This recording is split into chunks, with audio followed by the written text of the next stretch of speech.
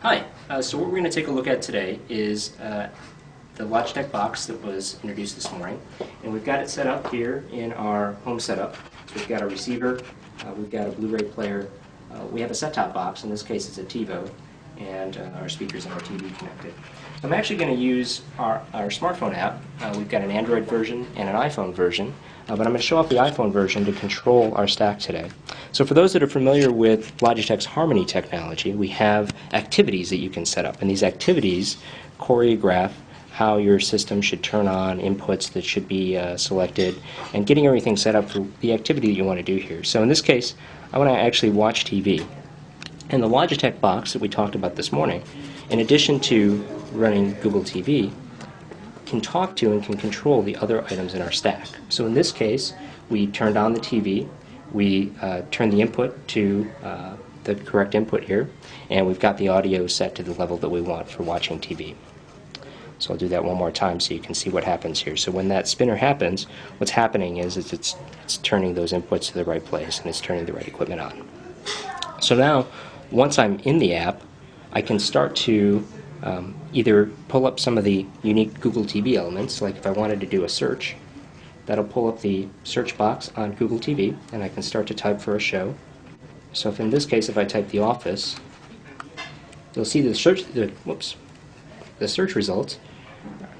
If I type that right on the phone there, you'll start to see the search results will be a combination of web pages, YouTube videos, and shows and channels that I could actually go to on the system. And again, because we can control those other elements in your stack, it'll actually go to the right channel. So that's one thing I can show you here.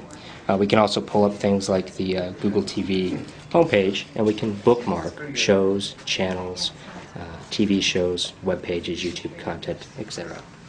You'll see that you can add applications to the experiences as well over time. So again, I want to go back to being able to control the other items in my stack here.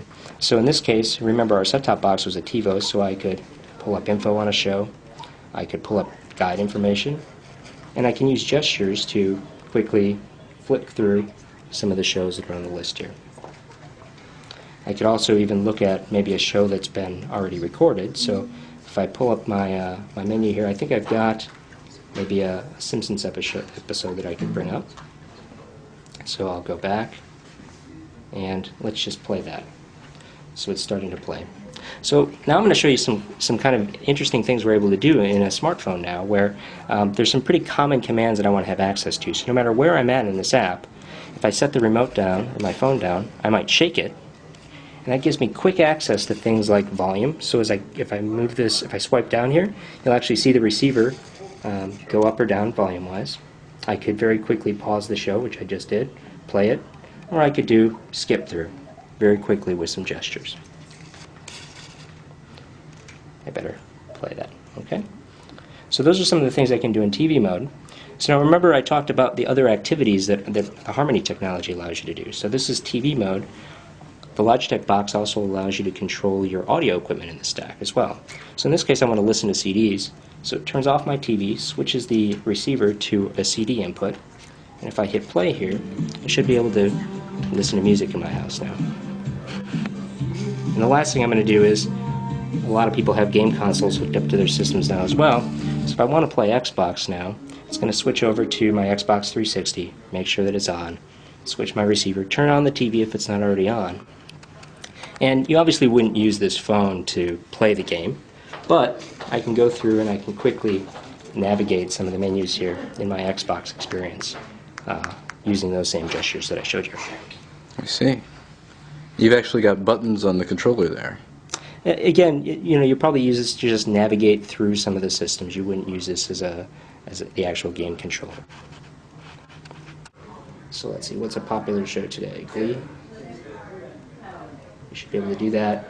And you can see how we have options now that are YouTube videos, we have a website, and then we'll have different channels that'll show up here as well. So it'll tell you can go to Fox, so I can either go to that channel right away, or I could record the show. Yeah. Alright, so that's one. I think the other thing was the menu. So this is the main menu, and you see how it overlays over the video, and that's, you plug HDMI in, you have the HDMI out, and we can overlay the menus here while the TV's still going.